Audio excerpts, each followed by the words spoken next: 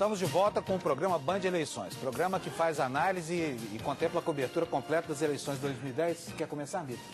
Eu começaria, então, com um outro assunto, que é o seguinte: conteúdo de campanha. Faltam 11 dias para a eleição. E nada. Ainda nada. Nós não temos conteúdo. Esse é teu ponto desde o começo da campanha. Meu Deus do céu. E não aconteceu. É a pior campanha eleitoral de que me lembro. Eu não sei se o professor lembra de outra pior, com menos conteúdo do que essa. Onde estão os problemas brasileiros? Onde estão as discussões sobre os problemas brasileiros? Vamos recapitular aqui. Vamos recapitular. Vamos. Em termos de conteúdo, eu acho que, em defesa dos candidatos, eu acho que nós podemos lembrar o seguinte.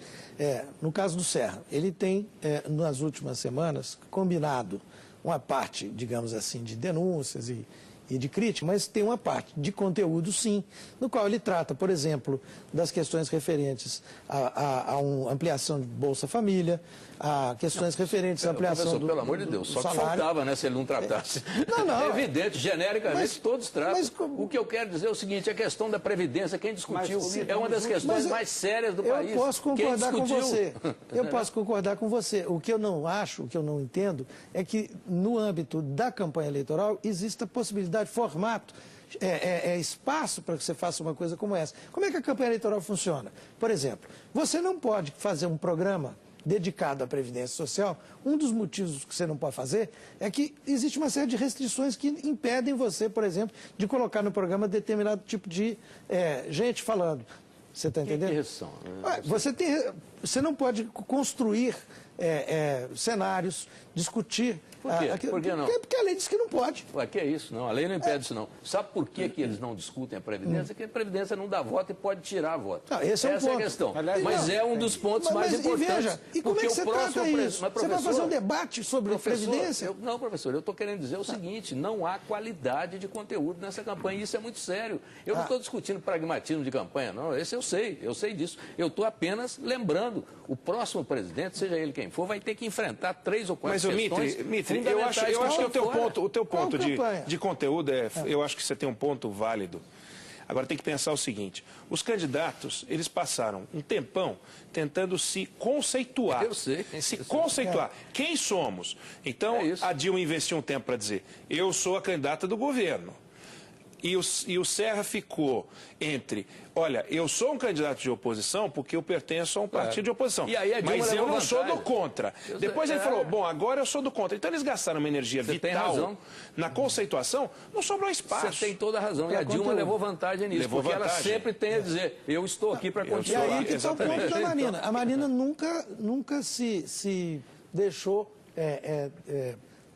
digamos assim, nunca perdeu o conceito com que ela estava trabalhando. O problema que a Marina tem é falta de tempo, falta de espaço, tá certo? E uma certa, digamos assim, limitação de agenda, tá certo? Mas dentro dessa falta de tempo, de espaço e dentro da limitação de agenda, ela trabalhou o conteúdo dela de forma, digamos assim, consequente. Tanto é que ela agora está colhendo frutos disso, chegando num patamar que é o patamar nas últimas três. Tem o seguinte, olha, agora, nesse momento, parece que o PSDB entendeu e, de certa forma, começou esse debate,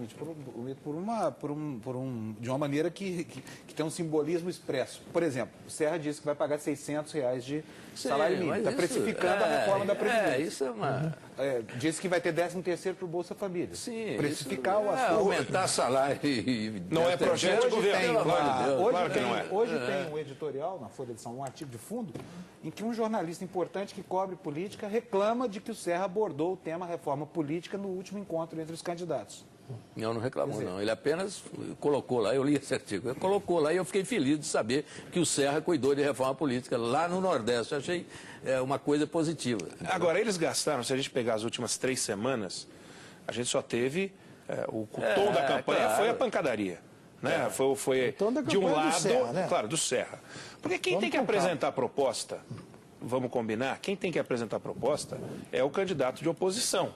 Porque o candidato de situação tem que dizer: gente, só sou eu, e eu vou continuar o que está aí. Claro. Então, o candidato de oposição estava preocupado em mostrar.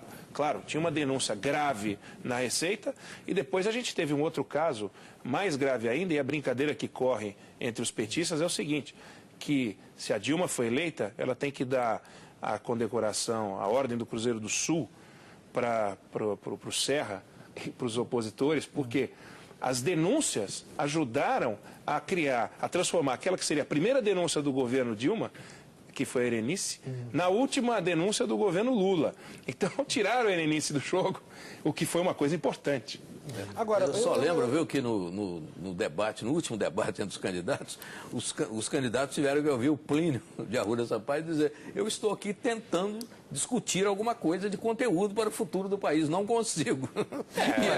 Mas também ele não tem porcentagem. Não, tudo bem, mas se ele tivesse 40% dos votos, ele ia fazer isso. Só que não, mas ele aí tinha que razão. Ô, Mitro, mas você me desculpa, mas aí, essa coisa de proposta, também qualquer proposta não faz sentido. Não é qualquer proposta, não. Nem eu estou discutindo qualquer proposta. O doutor Plínio, quando vem fazendo propostas, as propostas dele são: eu sou contra tudo isso. Não, mas o Plínio, eu estou dizendo que nós tivemos que ouvir o Plínio puxar a orelha de todo mundo, e com uma certa razão, porque realmente o conteúdo naquele momento estava zero. É isso que eu quero dizer. Por que vocês acham que essas denúncias não geraram efeito eleitoral, já que elas são denúncias graves? Não, primeiro a gente não sabe ainda, né? Não sabe. Ainda tem, até agora não é um efeito. Uma pedrazinha no lago ainda. Eu penso que essas denúncias, elas têm um efeito de tornar a campanha mais aquecida e mais, digamos assim, mais nervosa.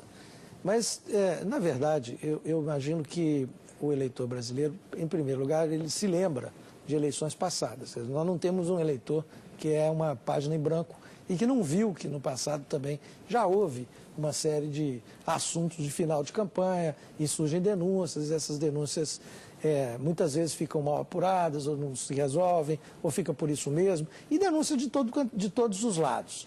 A campanha da Dilma está adotando uma linha de não responder com denúncias, no sentido de não colocar outras questões. Há questões que poderiam estar sendo colocadas sobre o Serra também, tá certo? Só que esse jogo de denúncias não interessa à candidatura do governo, até porque ela está na frente e está numa posição que não é o caso.